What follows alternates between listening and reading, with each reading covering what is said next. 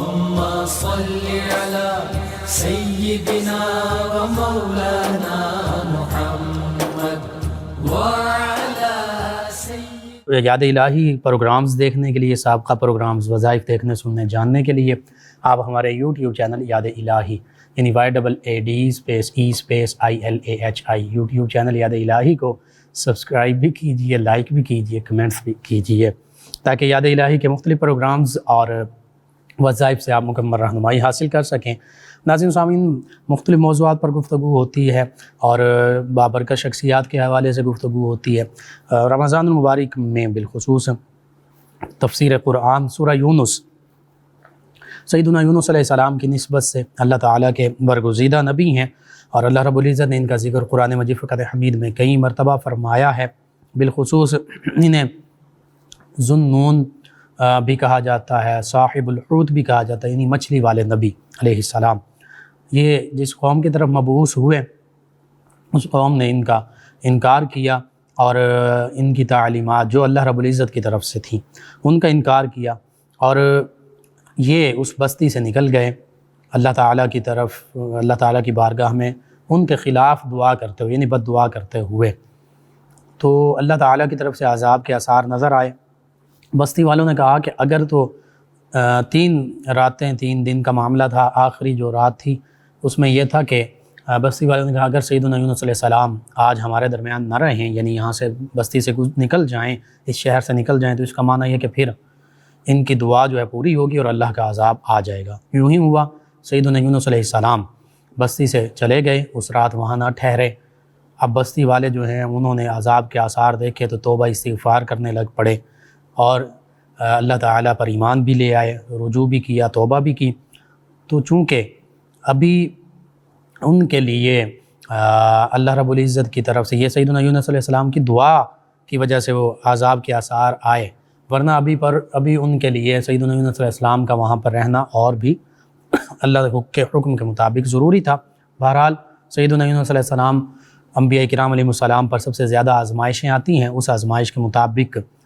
مچھلی کے پیٹ میں چلے گئے. وہ یوں کہ جب سمندر میں دریا میں سفر کرنے لگے تو وہ کشتی بھی ہچکولے کھانے لگی. جو کشتی کا ملاح تھا، چلانے والا، اس نے کہا کہ کوئی بھاگا ہوا غلام اس کشتی میں ہے، وہ اس کو ہم سمندر میں پھینکیں گے تو پھر یہ کشتی صحیح سلامت کنارے لگے گی. تو کرا ڈالا گیا 3 مرتبہ، سیدنا یونس علیہ السلام کا نام آیا، اور بعض روایت میں یہ کہ آپ نے خود فرما دیا، معذرت ناظرین، بعض روایت میں کہ سیدنا یونس علیہ السلام نے خود فرما دیا کہ میں ہی اللہ تعالیٰ کا وہ بھاگا ہوا غلام ہوں. یہ عاجزی اور ان کی سارے کے کلمات اللہ کی بارگاہ میں. بہرحال آپ نے خود فرمایا کہ مجھے تم سمندر میں ڈال دو. آپ کو سمندر میں ڈال دیا گیا. اللہ کے حکم کے مطابق ایک بہت بڑی مچھلی اس نے آپ کو نگل لیا. اس کو اللہ نے یہ حکم ارشاد فرمایا کہ میرے پیارے پیغمبر، ان کو تم نگل لو لیکن ان کو نقصان نہیں پہنچانا. سیدنا یونس علیہ السلام، مختلف روایات یہاں پر بھی 40 دن اور 40 راتوں کا بھی ذکر ملتا ہے، اس مچھلی کے پیٹ میں رہے، اور پھر وہیں پر اپنی عاجزی اور انکساری کا اظہار کیا. لا الہ الا انت سبحانک انی کنت من الظالمین. یہ انبیاء کرام علیہ السلام کی اللہ کی بارگاہ میں عاجزی ہے. آقا کریم صلی اللہ علیہ وسلم بھی استغفار فرمایا کرتے تھے، لیکن اس سے یہ نہیں سمجھنا چاہیے کہ معاذ اللہ ثم معاذ اللہ وہ گناہ گار تھے، کہ انہوں نے کوئی گناہ کیا اور اس حوالے سے وہ توبہ کر رہے. نہیں، انبیاء کرام علیہ السلام کو اللہ رب العزت، اور وہ معصوم عن الخطا ہیں، گناہوں سے خطاؤں سے پاک ہیں. انبیاء کرام علیہ السلام کو اللہ رب العزت مختلف مقامات، درجات عطا فرماتا ہے پہلے سے بھی بڑھ کر. تو وہ پچھلے درجے سے جب اگلے اعلیٰ مقام پر فائز ہوتے ہیں تو اس پر وہ استغفار کرتے ہیں، اللہ تعالیٰ کی بارگاہ میں اپنی عاجزی انکساری کا، عبودیت کا اقرار کرتے ہیں. اگرچہ وہ اللہ تعالیٰ کی طرف سے خاص چنیدہ برگزیدہ بندے ہوتے ہیں، ہمارے جیسے عام انسان نہیں ہوتے، نہ ہی وہ ہماری مثل ہیں نہ ہم ان کی مثل ہیں، یعنی نہ ہم ان کی طرح ہو سکتے ہیں نہ وہ ہماری طرح ہیں. اسی لیے تو اللہ تعالیٰ نے انہیں انبیاء کرام علیہ السلام، رسول اعظام علیہ السلام کے بلند مقام پر فائز فرمایا. ذرے کو، خاک کو آسمان سے کوئی نسبت نہیں ہو سکتی. بہرحال اس سورہ مبارکہ میں سیدنا یونس علیہ السلام کا خاص طور پر ذکر ہے. آپ پر اللہ تعالیٰ کی طرف سے جو وحی کا نزول ہوا اس کا ذکر، آپ کی قوم کا ذکر، اور پھر اس کے بعد اللہ رب العزت کی جو شانیں ہیں ان کا بھی ذکر ہے، زمین و آسمان کی تخلیق کا ذکر ہے، پھر اللہ تعالیٰ کی طرف جو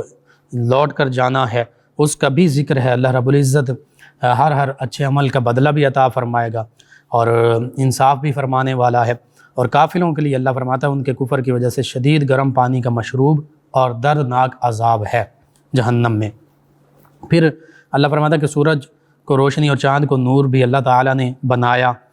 اور چاند کے لیے منزلیں بھی مقرر کر دیں، اور تم سالوں کی گنتی اور حساب جان لو۔ اب یہ قمری اور شمسی مہینوں اور ان کا بھی ذکر سائنس اور فزکس بالخصوص، جیالوجی، آسٹرولوجی، ان علوم کی اوریجن، آغاز اور ان علوم کا منبع حقیقت میں قرآن مجید فرقان حمید ہے۔ اور اللہ فرماتا ہے اللہ نے یہ سب حق کے ساتھ پیدا فرمایا، وہ علم کا والوں کے لیے تفصیل سے نشانیاں بیان کرتا ہے۔ علم ہی علم، قرآن مجید فرقان حمید میں ہر چیز کا علم موجود ہے۔ ڈھونڈنا ہم نے ہے، تلاش ہم نے کرنا۔ اگر ہماری اتنا فہم ہے تو پھر ہم اس فہم کے مطابق قرآن مجید فرقان حمید سے قیمتی موتی چن سکتے ہیں۔ اسی طرح اللہ فرماتا ہے بے شک رات اور دن کی تبدیلی میں اور جو کچھ اللہ نے آسمان اور زمینوں میں پیدا فرمایا ان میں ڈرنے والوں کے لیے نشانیاں ہیں۔ علم والوں کے لیے علم ہے، جو اللہ کا تقوی اختیار کرتے ہیں، ڈرتے ہیں، ان کے لیے بھی نشانیاں ہیں۔ اور اللہ فرماتا ہے بے شک وہ لوگ جو ہم سے ملنے کی امید نہیں رکھتے، آخرت پر ایمان نہیں رکھتے اور دنیا کی زندگی پسند کر بیٹھے ہیں اور اسی پر مطمئن ہو گئے ہیں، اور وہ جو ہماری آیتوں سے غافل ہیں، ان لوگوں کا ٹھکانہ ان کے اعمال کے بدلے میں جہنم ہے۔ تو غور کیجیے، اگر ہم روز آخرت پر ایمان نہیں لاتے، اللہ کی بارگاہ میں حاضر ہونے پر ایمان نہیں لاتے، اللہ سے ملنے کی امید نہیں رکھتے، اللہ سے ملاقات ہوگی، اور پھر آیتوں سے غافل ہیں، یعنی قرآن مجید فرقان حمید سے غافل ہو چکے ہیں اور بجائے ایمان لانے کے اور عمل کرنے کے انکار کرنے والوں میں شامل ہو گئے ہیں، جیسے نئے فتنے آ رہے ہیں تو وہ ایسی باتیں کر جاتے ہیں کہ وہ براہ راست اسلام کا بھی انکار ہوتا ہے، قرآن مجید فرقان حمید کا بھی انکار ہوتا ہے۔ تو پھر ایسے لوگوں کو سوچنا چاہیے، اور چاہے وہ لادینیت کے نام پر ہو، سیکولرزم، لبرلزم کے نام پر ہو، یا بعض اوقات اسلام ہی کے نام پر ایسے نئی باتیں گھڑتے ہیں کہ جو حقیقت میں اسلام سے کہیں دور تک بھی ان کا تعلق نہیں ہوتا۔ پھر اللہ فرماتا جو لوگ ایمان لائے اور جنہوں نے اچھے اور نیک صالح اعمال کیے، ان کا رب ان کے ایمان کی بدولت ان کی رہنمائی بھی فرمائے گا اور وہاں انہیں لے جائے گا جہاں جس کے نیچے نہریں بہتی ہیں، وہ نعمتوں کے باغوں میں ہوں گے، جنات النعیم انہیں حاصل ہوگی، یعنی جنت میں ہوں گے، اور ایسی جنت جس میں نعمتیں ہی نعمتیں ہوں گی۔ اور اللہ فرماتا کہ ان کی دعا اس جنت میں یہ ہوگی، اے اللہ تو پاک ہے، سبحانک اللہم و تحیتہم فیہا سلام، اور جنت میں ان کی ملاقات کا پہلا بول یہ سلام ہوگا، وہاں پر بھی السلام علیکم ورحمۃ اللہ وبرکاتہ یہی کہا جائے گا۔ وآخر دعواہم ان الحمدللہ رب العالمین، اور اللہ فرماتا ان کی دعا کا خاتمہ یہ ہوگا، یعنی دعا کے اینڈ پر یوں کہا کریں گے کہ تمام تعریفیں اس اللہ رب العزت کے لیے ہیں جو تمام جہانوں کا پالنے والا ہے، عالم محشر اور عالم جنت اور اخروی جو جہان ہے اور آخرت، اس میں بھی اللہ رب العزت ہی پالنے والا ہے۔ بہرحال یہاں پر اللہ نے یہ بھی ذکر فرمایا کہ اگر اللہ لوگوں پر عذاب اسی طرح جلد بھیج دیتا جس طرح وہ بھلائی جلدی طلب کرتے ہیں تو ان کی مدت ان کی طرف پوری کر دی جاتی، تو جو لوگ ہماری ملاقات کی امید نہیں رکھتے ہم انہیں ان کی سرکشی میں بھٹکتا ہوا چھوڑ دیتے ہیں۔ اللہ رب العزت سے جو نا امید ہو جاتا ہے، مایوس ہو جاتا ہے، اور پھر مایوسی جیسے کہا جاتا ہے کفر ہے، یعنی انتہا کی مایوسی، الایمان بین الخوف والرجاء۔ اللہ کے پیارے حبیب صلی اللہ علیہ وآلہ وسلم فرماتے ہیں کہ ایمان جو ہے خوف اور امید کی درمیانی حالت کا نام ہے۔ اللہ کا ڈر بھی ہو، تقوی بھی ہو، خشیت بھی ہو، خوف بھی ہو کہ کہیں اللہ کی ناراضگی ہم پر نہ ہو جائے، جہنم میں نہ چلے جائیں، اور اللہ سے امید بھی ہو، خوف رکھتے ہوئے اعمال صالحہ بجا لا جائیں، اللہ کا تقوی اختیار کیا جائے، اور امید رکھتے ہوئے ان اعمال پر تکیہ نہ کیا جائے کہ میں بڑا نیکوکار ہوں، میں بڑا فلاں ہوں، بلکہ اللہ کی رحمت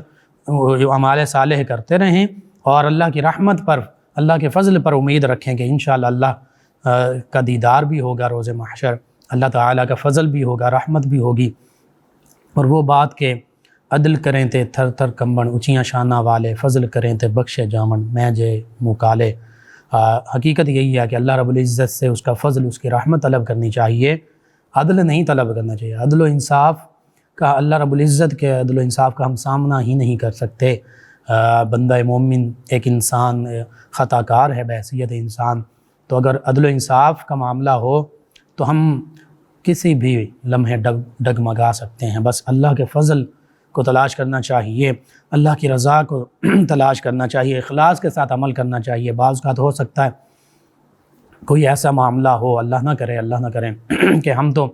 عبادات بھی کر رہے ہوں، نماز بھی پڑھ رہے ہیں، روزے بھی رکھ رہے ہیں، سخاوت، زکوٰۃ، صدقات، خیرات، حج، سبھی اللہ کی بارگاہ میں بڑے محبوب ہیں یہ عمل، لیکن کہیں ہماری نیت میں فتور ہو یا کہیں عمل ہمارا درست نہ ہو، عمل صحیح طریقے سے نہ ہو، اخلاص نہ ہو، تو وہ اعمال ہمارے منہ پر نہ مار دیے جائیں۔ ہاں اگر کوئی کمی کوتاہی ہوگی، اللہ رب العزت سے اللہ کا فضل اور رحمت طلب کرتے رہیں گے تو انشاءاللہ وہ کمی کوتاہی بھی اللہ رب العزت پوری فرما دے گا۔ تو اس لیے ہمیں اللہ پر بھروسہ بھی رکھنا چاہیے، امید بھی رکھنی چاہیے، تقوی، خشیت، خوف، ڈر بھی اپنانا چاہیے۔ اللہ فرماتا ہے جب آدمی کو تکلیف پہنچتی ہے تو لیٹے ہوئے، بیٹھے ہوئے، کھڑے ہوئے، ہر حالت میں ہم سے دعا کرتا ہے، ہمیں یاد کرتا ہے، ہمیں پکارتا ہے۔ پھر جب ہم اس کی تکلیف دور کر دیتے ہیں تو یوں چل دیتا ہے گویا کبھی کسی تکلیف کے پہنچنے پر ہمیں پکارا ہی نہیں تھا۔ یعنی پھر اور آگے اللہ فرماتا ہے اللہ حد سے بڑھنے والوں کے لیے ان کے اعمال اسی طرح خوشنما بنا دیے گئے۔ یعنی جب تکلیف پہنچتی ہے تو ہر بندہ اللہ کو پکارنے لگ پڑتا ہے، مسجد میں بھی جاتا ہے اور اللہ کی بھی کرتا ہے۔ تکلیف میں تو ہمیں اللہ یاد آ جاتا ہے، پریشانی میں، لیکن ایک المیہ یہ بھی آج تکلیف میں بھی بعض اوقات نہیں یاد آتا اللہ، بس صرف واویلا ہی واویلا ہوتا ہے۔ بہرحال تکلیف میں اللہ رب العزت کی ذات یاد آتی ہے اور اپنے مطلب اور مقصد کی خاطر ہم اللہ بھی کر لیتے ہیں، نماز بھی پڑھ لیتے ہیں، مسجد میں بھی چلے جاتے ہیں، تلاوت کلام پاک بھی کر لیتے ہیں، لیکن جیسے ہی آسائش آتی ہے، تنگی ختم ہوتی ہے، اللہ کی نعمتیں ہمیں فراوانی سے ملتی ہیں، تو پھر ہم سمجھتے ہیں کہ یہ میری محنت ہے، میں نے بڑی محنت کی، یہ میری محنت کا سارا صلہ ہے، معاذ اللہ ثم معاذ اللہ، اللہ رب العزت سے دور ہو جاتے ہیں۔ تو پھر اللہ فرماتا ہے کہ یوں چل دیتا ہے گویا کبھی تکلیف کے پہنچنے پر اس نے ہمیں پکارا ہی نہیں تھا۔ اور اللہ فرماتا ہے کہ پھر ایسے لوگوں کے لیے ان کے اعمال،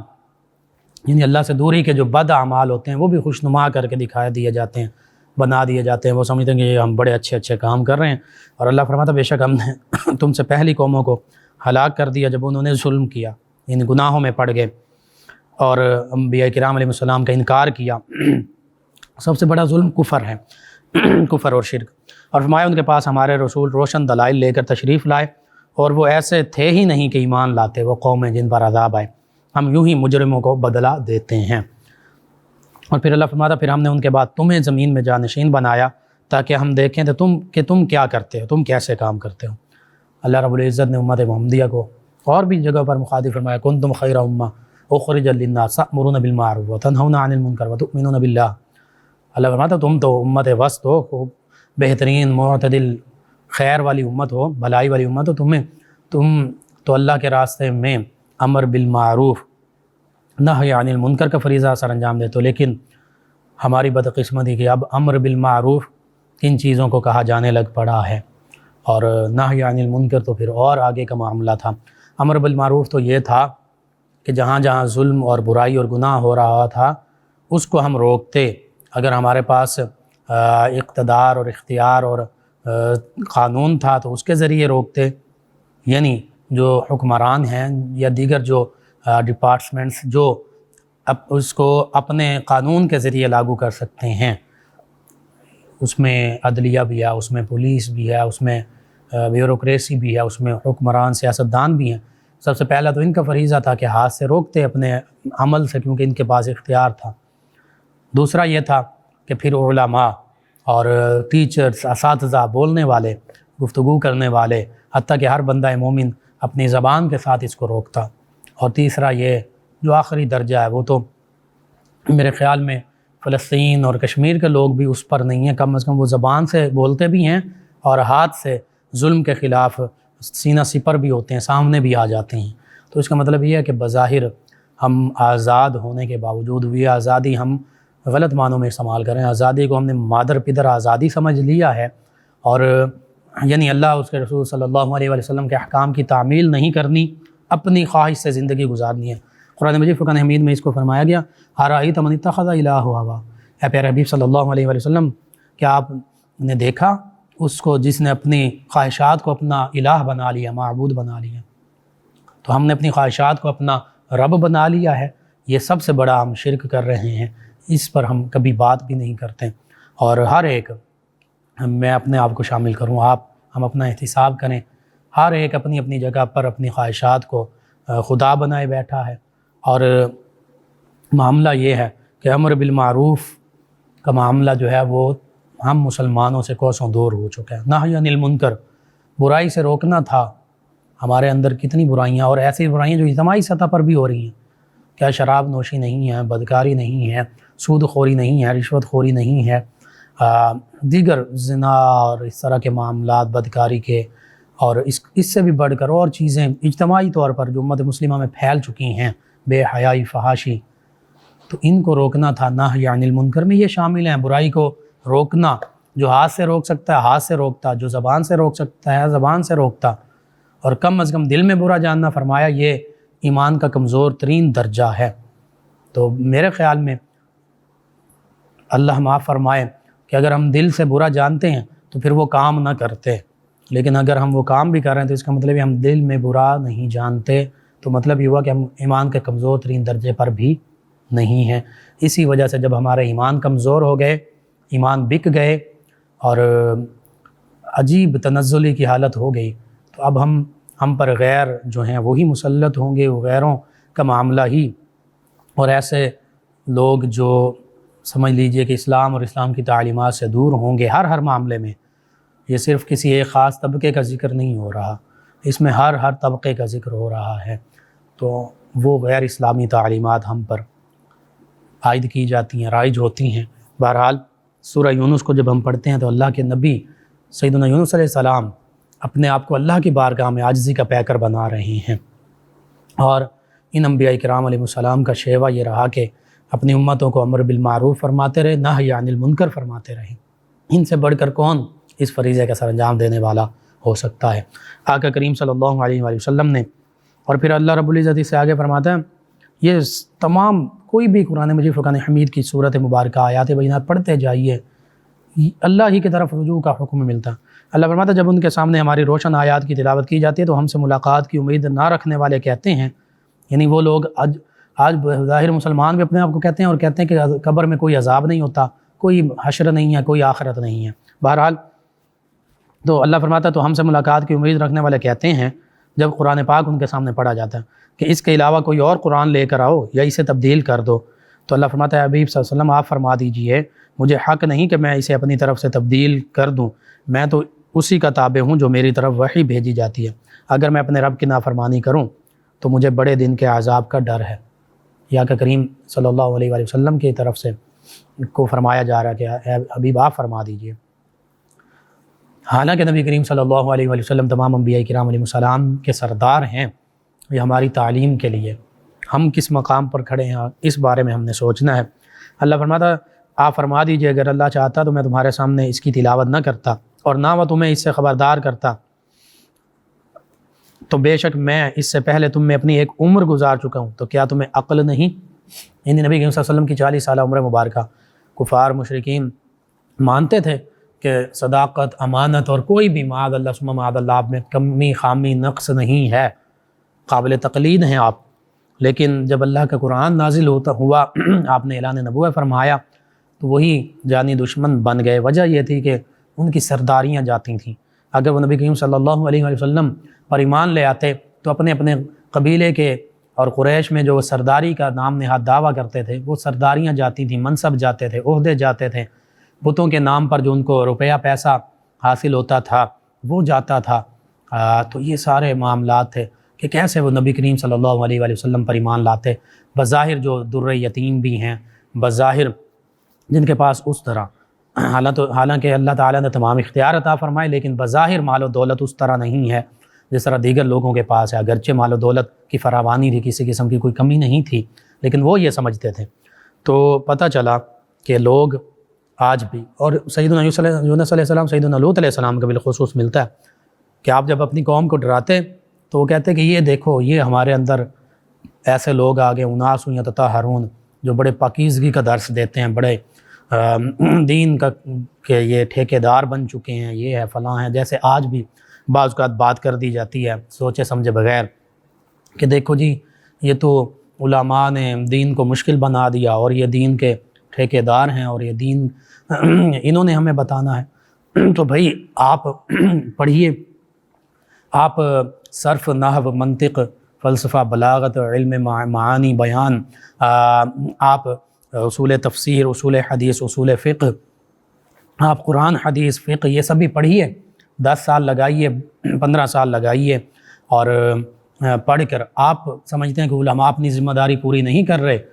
تو پھر آپ قوم کی باغ دوڑ سنبھالیے اور آ جائیے، آپ قوم کو قرآن و سنت کا جو اصل معانی اور مفاہیم ہیں، جو اسلام کی اصل تعلیمات ہیں، آپ ان تک پہنچائیے۔ اگر آپ یہ سمجھتے ہیں کہ علماء جو ہیں وہ اپنا کردار صحیح ادا نہیں کر رہے، تو آپ کے لیے راستہ کھلا ہے، کسی نے منع نہیں کیا۔ آپ قرآن و سنت کی تعلیمات جو ہیں، یہ تو چند ایک میں نے علوم بیان کیے، اس کے علاوہ بھی کئی علوم ہیں جو اس معاملے میں سیکھنے پڑتے ہیں، اور پھر مجموعی طور پر ہر چیز پر نظر رکھنی پڑتی ہے۔ یہ نہیں ہوتا کہ صرف ایک ترجمے والا قرآن مجید فرقان حمید سامنے رکھ لیا، یا اردو تفسیر والا قرآن مجید فرقان حمید سامنے رکھ لیا اور بس اسی سے بیان کر دیا۔ بظاہر علماء ان سے دیکھ کر بیان بھی کر رہے تھے، لیکن اس کے پیچھے بھی وہ سارا جو اپنی زندگی انہوں نے لگائی تھی، زندگی کے قیمتی جوانی کے اوقات لگا دیے تھے، وہ علوم ان کے ذہن میں ہوتے ہیں، وہ پڑھ رہے ہوتے ہیں تو انہیں پتہ ہوتا ہے کہ یہ صیغے کس فعل کے ہیں، یہ کون سے صیغے ہیں، اور جیسے اردو یا انگلش گرامر ہوتی ہے، وہ ساری گرامر ان کے ذہن میں ہوتی ہے اس وقت، پھر اس کے علاوہ تفسیر کے اصول ان کے ذہن میں ہوتے ہیں۔ اگر اس کے مطابق شروح حدیث بیان کر رہے ہیں، حدیث بیان کر رہے ہیں، اس کی شرح بیان کر رہے ہیں، تو اس کا سارا معاملہ ان کے ذہن میں ہوتا ہے۔ اور پھر صرف وہ نہیں، بلکہ اس موضوع پر جتنی آیات بینات اور حدیث مبارکہ اور اسلامی خزانہ موجود ہے، اس سب پر ان کی گہری نظر ہوتی ہے، اگرچہ اس کا وہ خلاصہ وقت کے حساب سے وہ بیان کر رہے ہوتے ہیں۔ بہرحال اللہ فرماتا ہے کہ اس سے بڑھ کر ظالم کون ہے جو اللہ پر جھوٹ باندھے، اس کی آیتوں کو جھٹلائے، بے شک مجرم فلاح نہیں پائیں گے۔ یعنی جو اللہ پر جھوٹ باندھے، اپنی طرف سے بات کرے، اور اس میں آج کل کے دور کے نام نہاد وہ اسکالر بھی ہیں جنہوں نے نہ کہیں سے عربک پڑھی، نہ کہیں بلاغت پڑھی، نہ کہیں قرآن حدیث فقہ کے اصول پڑھے، تفسیر کے اصول تفسیر، اصول حدیث، اصول فقہ، حتیٰ کہ عربی عبارات بھی نہیں پڑھ سکتے۔ عربی عبارات کا معنی یہ کہ عربی لکھی ہوتی ہے بغیر اعراب کے، زیر زبر پیش، ان چیزوں کے بغیر، تو یہ وہی پڑھ سکتا ہے جو عربی زبان کی گرامر جس کو صرف اور نحو کہتے ہیں، اور انشاء ہے، لغت ہے، پھر علم معانی، بیان، فصاحت و بلاغت کے حوالے سے یہ سارے علوم ہیں، وہ عربک فر پڑھ رہا ہوتا ہے بغیر اعراب کے۔ تو ایسے لوگ صرف وہ چند ایک کتابیں سامنے رکھ کر، یا قرآن مجید فرقان حمید کا اردو ترجمہ اور تفسیر سامنے رکھ لی، یا حدیث مبارکہ کے اردو ترجمے اور شروحات سامنے رکھ لیں، اور وہ سمجھ رہے ہوتے ہیں کہ ہم بہت بڑے علامہ اور فہامہ ہیں، اور ہم سے بڑھ کر کوئی دین کو سمجھنے والا ہی نہیں ہے۔ 1400 سال پہلے تک جو دین پیش کیا جا رہا ہے، جو دین کی تعلیمات لوگوں تک پہنچائی گئیں تفسیر کی شکل میں، حدیث اور شروح حدیث کی شکل میں، فقہ کی شکل میں، جو صحابہ کرام علیہم رضوان، تابعین اعظام علیہم رضوان، تبع تابعین اعظام علیہم رضوان، فقہاء، علماء، اولیاء، صلحاء، ہمارے اسلاف نے جو عربک میں خزانہ پیش کیا، وہ سمجھتے ہیں کہ یہ سب بیکار ہے، اور جنہوں نے وہ علم سیکھے ہیں ابتدائی، اور جو نبی کریم صلی اللہ علیہ وسلم کے عہد مبارکہ سے آ رہے ہیں، وہ ایسے ہی ہیں، وہ عالم نہیں ہیں، وہ غلط بات کرتے ہیں۔ آج کا جو سو کالڈ اسکالر اٹھ کھڑا ہوتا ہے، 2-4 کتابیں سامنے رکھیں، 2-4 کتابیں پڑھیں، سطح علم حاصل کیا، اور چلو امت کہ وہ اب نگہبان بن گئے، امت کو وہ درس دے رہے ہیں کہ جی یہ کام نہیں صحیح، یہ نہیں صحیح، فلاں نہیں صحیح، اور ان کے علاوہ سبھی غلط ہیں۔ وہ ایک بندہ یا اس کے تھوڑے سے جو فالوورز ہیں وہ صحیح ہیں 14.5 سال کے 100 سال کے بعد۔ پہلے جتنے لوگ تھے معاذ اللہ، بعض کا صحابہ کرام کو بھی ہٹ کرتے ہیں، اہل بیت کرام علیہم رضوان کو ہٹ کرتے ہیں، اولیاء کاملین کو، علماء، فقہاء جو آج سے صدیوں پہلے گزر گئے، ان پر تہمتیں باندھتے ہیں، الزام تراشیاں کرتے ہیں، انہیں اپنی تنقید اور طعن کا نشانہ بناتے ہیں۔ تو یہ آج آ کر جو ہے نا، ان کو اصل دین سمجھ آیا تھا، آ گیا، اور ان ہستیوں کو سمجھ نہیں آیا تھا۔ بہرحال یہ وہی پرانا طریقہ ہے کہ جیسے کفار کہا کرتے تھے کہ ہم تو ان انبیاء کرام علیہ السلام کی تعلیمات پر عمل نہیں کرتے، یہ تو کوئی ایسی تعلیمات ہیں جو ہماری سمجھ میں نہیں آنے والی۔ تو بس آج بھی یہی معاملہ بعض اوقات ہو جاتا ہے۔ اس کے بعد سورہ یوسف،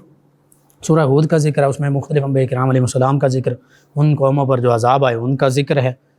اور پھر سورہ یوسف کا ذکر ہے۔ سورہ یوسف میں سیدنا یوسف علیہ السلام، سیدنا یعقوب علیہ السلام کا خاص طور پر ذکر ہے، اور اس میں جو سجدہ تعظیمی اس کا ذکر ہے، اگرچہ امت محمدیہ صلی اللہ علیہ وسلم میں سجدہ عبادت بھی حرام ہے۔ سجدہ عبادت یہ ہے کہ کسی کو خدا سمجھ کر سجدہ کیا جائے، یہ نہ صرف حرام بلکہ یہ شرک ہے امت محمدیہ صلی اللہ علیہ وسلم اور تمام امتوں میں۔ اللہ کے سوا کسی کو سجدہ جائز نہیں، جو کسی کو اللہ سمجھ کر سجدہ کرے گا وہ مشرک ہوگا، وہ کافر ہوگا، اسلام سے خارج ہو جائے گا۔ دوسرا سجدہ تعظیمی، اگر کسی کو تعظیم کی نیت سے سجدہ کرے گا تو یہ حرام ہے اور ایسا کرنے والا گناہ گار ہے۔ امت محمدیہ اس شریعت میں اس سے پہلے سجدہ تعظیمی روا تھا، سجدہ تعظیمی جیسے سیدنا آدم علیہ السلام کو کیا گیا، سیدنا یوسف علیہ السلام کو ان کے بھائیوں نے، ان کے والد اور والدہ نے کیا، وہ تعظیم کا سجدہ تھا۔ پہلی امتوں میں جائز تھا، اس امت میں وہ بھی حرام ہے۔ اب اگر کوئی کسی کو بھی تعظیم کی نیت سے بھی سجدہ کرے گا، عبادت کی نیت سے نہیں، عبادت کی نیت سے کرے گا تو اسلام سے ہی خارج، اور اگر تعظیم کی نیت سے کرے گا تو گناہ گار ہوگا، توبہ کرنا لازمی ہوگی۔ بہرحال سیدنا یونس علیہ السلام کے حوالے سے آتا ہے کہ وہ فرماتے ہیں کہ میں نے ستارے دیکھے، 11 ستارے دیکھے، انی رأیت 11 کوکبا والشمس والقمر رأیتہم لی ساجدین، ایک سورج ایک چاند وہ مجھے سجدہ کر رہے ہیں۔ تو پتہ چلا اس کی تعبیر یہ تھی کہ سیدنا یوسف علیہ السلام جب مصر کے بادشاہ بنائے گئے اور اس دوران کئی آزمائشوں سے گزرے، اپنے گھر بار کو چھوڑنا پڑا، بھائی جو ہیں دور جنگل میں چھوڑ آئے، کنویں میں ڈال دیا، وہاں سے پھر لوگوں نے نکالا، غلام بنا لیا، مصر میں بیچا، عزیز مصر کے پاس گئے، انہوں نے اپنا بیٹا بنا لیا، لیکن ان کی جو بیوی تھی وہ اس